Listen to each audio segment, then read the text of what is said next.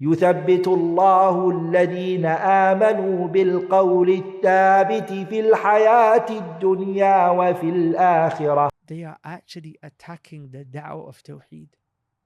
Nowadays we have this big trend of people attacking the Dawah of Sheikh Muhammad ibn Abdul Wahhab.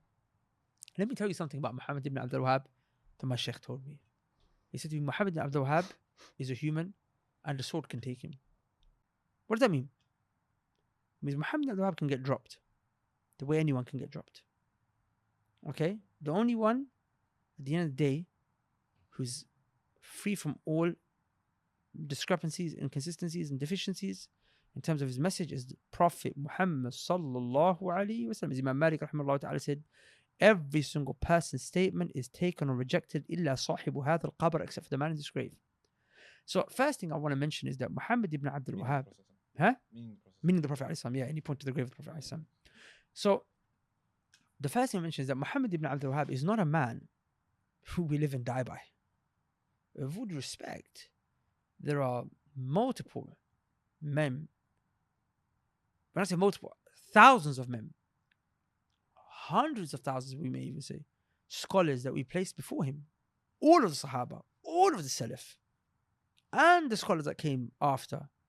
We're not saying that Muhammad ibn Abdul Wahhab is the top of the food chain when it comes to scholarship or whatnot. But what's interesting is that when people attack Muhammad ibn Abdul Wahhab, we must ask you why, as in, you know, Imam Abu Ayyub al-Sakhtiyani, Imam Abu Zur'at al-Razi, he said the Shia, when they attack the Sahaba, the issue is not Sahaba. When the Shia attack the Sahaba, the issue is not Sahaba. But they want to attack what the Sahaba are carrying. And what the Sahaba are carrying? Hadith. Every Sahabi carries a Hadith. When you drop this Sahabi, you drop the Hadith. Abu Hurairah radiallahu anhu narrated 5,000 narrations. If Abu Hurairah is now a kafir, 5,000 Hadith of the Prophet are lost now. Because you can't take narrations from a kafir, right? So this is something where you want to actually attack you don't want to attack it's not the messenger, it's the message. But you attack the messenger to cover up the message. And you know I can't attack the message. So then you drop the messenger and automatically the message drops with him. People do this with a lot of scholars. So the question I want to ask is, like, why did people attack Muhammad ibn Abdul Wahhab? Why did they attack him? Like, what have you got against him? You say he's an extremist. Terrorism is bred from his da'wah. He misunderstood. Like, all these things that you say, like, I've got his book right there. If you open it, Kitab Tawheed from beginning to end, it's just verses of the Quran. You know what's so shocking about the book Kitab Tawheed? It's a book where he teaches you about worshipping Allah alone. What's extreme about that? Iyaka na'budu. We worship you alone, Allah. We say in our salah every day, Iyaka na'budu. And he just decided to write a book on that. How to worship Allah alone. And that's what his works are about. His works are all about Iyaka na'budu, worshipping Allah subhanahu wa ta'ala alone. I think and just to mention what's shocking about that is that, you know, when he taught the book, to make you understand that Muhammad ibn Abdul Wahhab is not a guy who authored and, you know, wrote based on his own understanding. He would just bring verses. His books are him just bringing verses together. My point is that even if you say Muhammad ibn San'ani criticized Muhammad ibn Abdul Wahhab, we can criticize the person. The belief is the question. Because Muhammad ibn San'ani actually has a book called Tathhir al-I'tiqad, which is a book that is just like Kitab al-Tawheed. So he's saying the same stuff. And you know what's shocking? That in this day and age now we have people that try to differentiate between Muhammad ibn Abdul Wahhab and Ibn Taymiyyah. And they say we take from Ibn Taymiyyah, but not Muhammad ibn Abdul Wahhab. But what people who really don't understand is that Muhammad ibn Abdul Wahhab got what he brought from Ibn Taymiyyah in the first place. It's so shocking that nowadays we hear people say, I take from Ibn Taymiyyah, not Muhammad ibn Abdul Wahhab. Ya akhi, Muhammad ibn Abdul Wahhab doesn't quote scholars unless it's Ibn Taymiyyah. You know, when you go to Kitab Tawheed and he says, وَقَالَ Abu al-Abbas. Abu al-Abbas, who? Ibn Taymiyyah. Does that make sense? So he's quoting Ibn Taymiyyah, and the one that he was affected by the most, when he went to, I think it was Basra, and he read the works of Ibn Taymiyyah, Ibn Qayyim, that's when he became affected and he benefited from their works. So Muhammad ibn Abdul Wahhab is a product of Ibn Taymiyyah. So if you say that, then on the flip side, his student Ibn Qayyim. And then, you know, for example, like this man Yasir Qadi was like, if you want to know my position is not the position of Muhammad ibn Abdul Wahhab, Imam al-Shawkani, Muhammad ibn San'ani. Muhammad ibn San'ani, the guy who wrote his book exactly. If you was to read Tathir al-I'tiqad by Muhammad ibn San'ani and Kitab Tawheed by Muhammad ibn Abdul Wahhab. They're saying, bro, the exact same thing.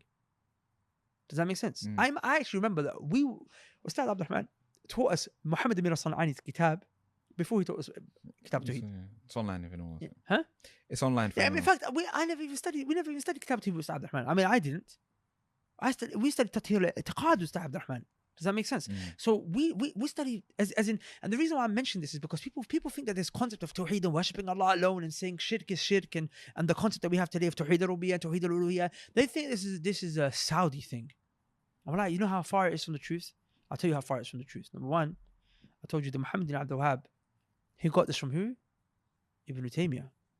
Ibn Taymiyyah is a man who was Kurdish, some say Arab, but anyway, he was originally from Turkey. Near where Turkey is. Does that make sense? Came to Damascus. Between Damascus and Egypt he was not a Saudi. Does that make sense? And Muhammad Abdul Wahhab was influenced by his works. In terms of in the flesh, who Muhammad Abdul Wahhab was influenced by was Muhammad Hayat Sindhi, who was a scholar from where? India. No. What? That's right. Muhammad ibn Abdul Wahhab was taught by an Indian man. The da'wah of the Sunnah and the Tawheed was present at the time of Muhammad ibn Abdul Wahhab in India before it was present in the Arabian Peninsula. Even at the time of Muhammad ibn Abdul Wahhab, he's in the Arabian Peninsula. He's in Najd, and in Yemen you have Muhammad Amir al-San'ani. Does that make sense? So people think that this is a Saudi thing or an Arabian, a Najdi thing. Nah, bro, it's not. It was in India, it was in Yemen. Not just that, we have, subhanAllah al-Azim, we have Siddiq Hassan Khan who was in India, who was pushing the same da'wah. We have Imam Taqiyuddin al-Hilali, who was a scholar from Morocco, akhi. And then he explained the works of Muhammad ibn Abdul Wahhab himself as well. Why are we saying it's not a Moroccan issue then? Why are we saying it's not a North African thing? Does that make sense? We have, it's all over. It's all over. So we have also in India Bashir Sahsawani. Like these are scholars that they never met Muhammad Abdul Wahhab, or they lived in different times, and some of them were there before Muhammad Abdul Wahhab's time. Does that make sense? Like from the previous century, we have Abdurrahman ibn Yahya al-Muallimi, who wrote one of the greatest works on the issue of Tawheed al-Ibadah and explaining what Ilah and Tawheed al-Uluhiyyah is, Raf al-Ishtibah. He was a man who's from Yemen. He studied in India. He died in Mecca. Drop Muhammad Abdul Wahhab, the Dawah of Tawheed drops, according to most people. That's their tactic. But if they were sincere, if the problem is with the man and not the message, okay, bring the other scholars that brought that same message. But they don't. You know why? Because the problem is the message.